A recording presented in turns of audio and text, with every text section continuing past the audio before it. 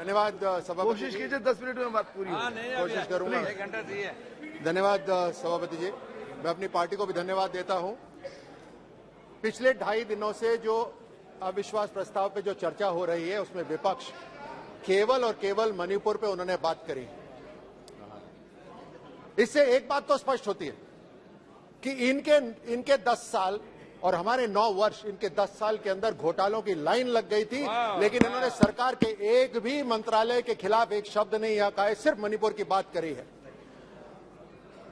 आज ये चर्चा इस बात की भी होनी चाहिए जो मूल जड़ है।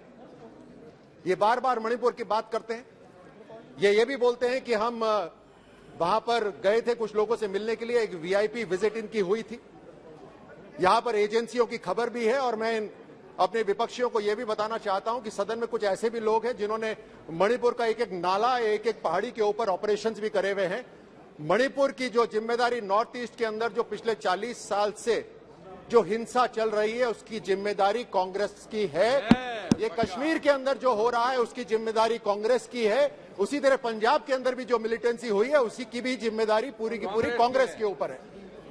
लेकिन आज चर्चा विश्वास और अविश्वास की हो रही है, तो मैं हरिशंकर परसाई जी की उस पंक्ति से बात कहना चाहता हूं कि आत्मविश्वास कई प्रकार का होता है, धन का, बल का, ज्ञान का, लेकिन मूर्खता का आत्मविश्वास सर्वोपरि होता है जो इन्होंने दिखाया।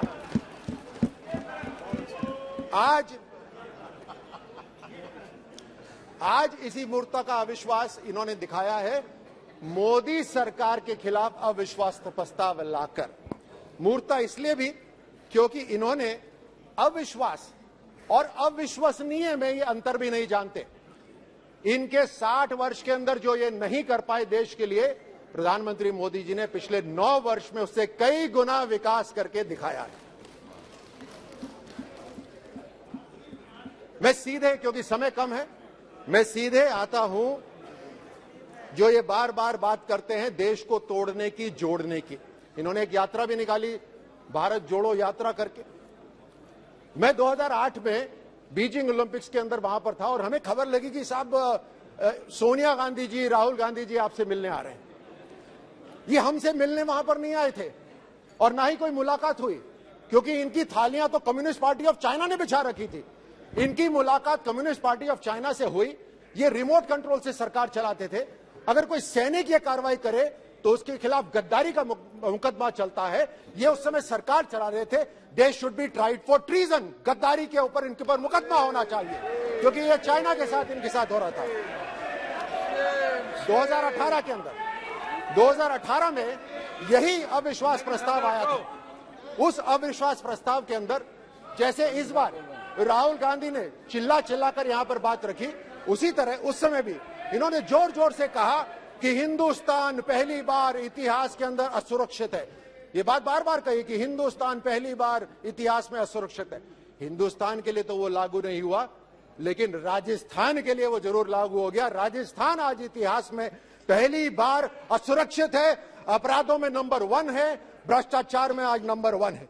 यहां पर खड़े होकर बड़े इमोशनल तरीके से राहुल गांधी बोल रहे थे, मैं जा रहा था, मेरी जुबान भी नहीं खुल रही थी, वो महिला आई, उसने ऐसे पूरी रात अपने बच्चे के साथ बिताई।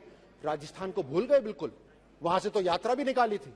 14 साल की वो मासूम बच्ची जिसने इस दुनिया को भी नहीं देखा था, उसके साथ सामूहिक दुष्कर्म हुआ, जिंदा को काटा गया, उसको भट्टी में, कोयले की भट्टी में डाला गया। लेकिन इनकी तरफ से एक ट्वीट नहीं, एक कोई शब्द नहीं। ये शर्म आनी चाहिए इनको। डूंगर पर कम नहीं है, डूंगरपुर के अंदर एक 9वीं क्लास की शिक्षक के साथ 5 लोगों ने दुष्कर्म करा, लेकिन इनके जू भी नहीं रखती। करौली के अंदर एक 21 साल की लड़की, आप बात करते हैं अगर इमोशन, अगर आप किसी के पिता है तो इस बात को समझिए, 21 साल की लड़की को पहले अगवा करा गया। और यहां पर आप ही की सरकार के जो मुख्यमंत्री है वो कहते हैं कि राजस्थान के अंदर तो अपराध ज्यादा इसलिए हो रहे हैं क्योंकि हम एफआईआर तुरंत दर्ज करा देते हैं। वो भी झूठ है, क्योंकि जब उसको अगवा करा गया उसके माता पिता तुरंत पुलिस स्टेशन गए कि हमारी बेटी को बचा लो। कोई एफआईआर नहीं हुई, उन्हें धक्के मार के बाहर निकाला गया। अगले दिन उसके साथ दुष्कर्म हुआ, उसको गोली मारी गई, और गोली से नहीं मरी तो उसके ऊपर एसिड फेंका गया, एसिड से नहीं मरी तो उसको कुएं में डाला गया। शर्म आनी चाहिए इनको। यहां पर इनकी यहां पर बात खत्म नहीं होती, यहां बात खत्म नहीं होती। इनके मुख्यमंत्री कहते हैं, इनकी पार्टी के ये इतनी जो संवेदनशीलता दिखा रहे हैं कि ढोंग रच रहे हैं, इनके मुख्यमंत्री कहते हैं ये जितने भी रेप विक्टिम्स हैं आधे तो झूठ हैं, ये इनके मुख्यमंत्री कहते हैं। वो बोलते हैं बाकी आधे जो हैं वो उनके रिश्तेदारों ने कराए, यानी पीड़िता के ऊपर एक और आरोप लगा दो झूठ बोलने का।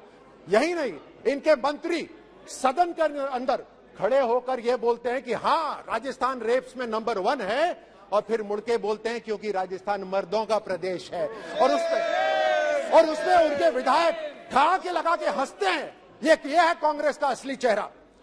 ये 17 बलात्कार हर रोज राजस्थान के अंदर होते हैं, 7 हत्याएं हर रोज होती हैं। आप कहां मणिपुर की बात कर रहे हैं? आप ही के मंत्री ने वहां सदन में खड़े होकर यह बोला कि मणिपुर की तरफ नहीं, अपने गरेबान में झांकिए। उसका मंत्री पद छीन लिया गया, उसको वहां सदन में मारा गया। ये इनकी असलियत है कांग्रेस की। ये इनके, आपको असलियत बताता हूं कांग्रेस की असलियत, और ये आंकड़े हैं, ये मैं नहीं कह रहा। इनके विधायकों के बेटे, विधायकों के भतीजे, विधायकों के पीए, उनके ऊपर दुष्कर्म की एफआईआर हो रखी है। ये है असलियत इनकी, लेकिन उनके ऊपर कोई कार्रवाई नहीं हो रही।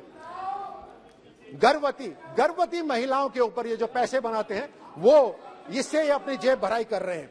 तुष्टीकरण का उदाहरण तो राजस्थान के अंदर इतना भद्दा हो रहा है, शायद ही किसी भी प्रदेश, भारत के किसी भी प्रदेश में हो रहा हो। ये 4 साल के अंदर 10 पुजारियों की हत्या हुई है।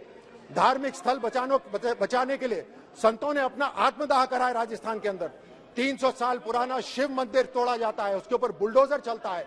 सालासर के अंदर दरबार का बुलडोजर चलता है, उसको तोड़ा जाता है। यह है इनका तुष्टीकरण। एक खास समुदाय के लिए इनकी सरकार वहां पर एक आदेश पारित करती है। सुनिए, एक आदेश पारित करती है इनकी राज्य सरकार कि एक खास समुदाय के लिए बिजली कटौती नहीं होगी क्योंकि उनका एक त्योहार है, हमें उनसे कोई परेशानी नहीं। लेकिन उसी समय वहां पर हिंदुओं का भी त्योहार था, रामनवमी मनाई जा रही थी, उस पे डीजेस के ऊपर बैन लगाए गए, पोस्टर्स के ऊपर बैन लगाए गए, धारा 144 लगाई गई। और यही नहीं, भजन कौन से बजेंगे उसकी अनुमति भी कांग्रेस देगी। ये असलियत है कांग्रेस की तुष्टीकरण की। उदयपुर के अंदर कन्हैया लाल की हत्या हुई, न जाने कितने कन्हैया मारे गए हैं, वो तो उनका वीडियो नहीं बना। ये है असलियत राजस्थान की, लेकिन इन्होंने कोई एक्शन नहीं लिया। इन्होंने माहौल ऐसा बना दिया है वहां पर, सभापति जी, ऐसा माहौल बना दिया है कि एक खास समुदाय के लोग पुलिस थाने के अंदर खड़े होकर वो खुलेआम हिंदुओं को धमकी देते हैं, लेकिन इनकी सरकार कुछ नहीं करती।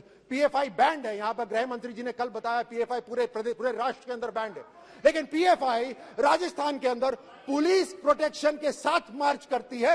यह है असलियत इनके चेहरे। कहीं